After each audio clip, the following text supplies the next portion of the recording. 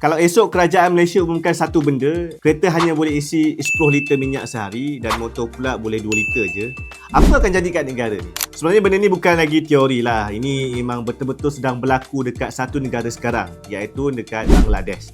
Kerajaan diorang terpaksa menghadkan pembelian minyak sebab berlaku panic buying. Motor sebanyak 2 liter sehari je, kereta 10 liter sehari dan juga bas 220 liter sehari. Semuanya sebab satu benda lah, harga minyak dunia memang tengah naik. Dan Bangladesh bukanlah satu-satunya negara yang buat langkah pelik ni sekarang lah. Dekat Filipin pun kerajaan buat keputusan yang luar biasa lah. Penjawat awam hanya kerja 4 hari seminggu dan tujuannya untuk mengurangkan penggunaan tenaga negara lah. Dan dekat Thailand pula, kerajaan cap harga diesel bawah 30 baht seliter dan pejabat kerajaan kena set aircon tak boleh bawah 26 degree Celsius.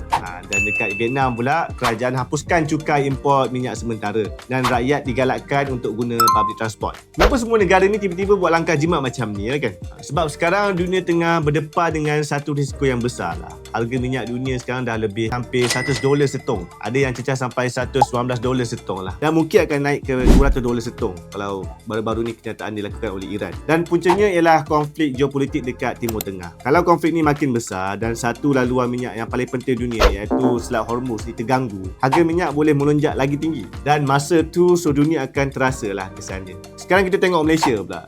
Malaysia tak hadkan pembelian minyak lah. Tak ada limit dah untuk per liter tu.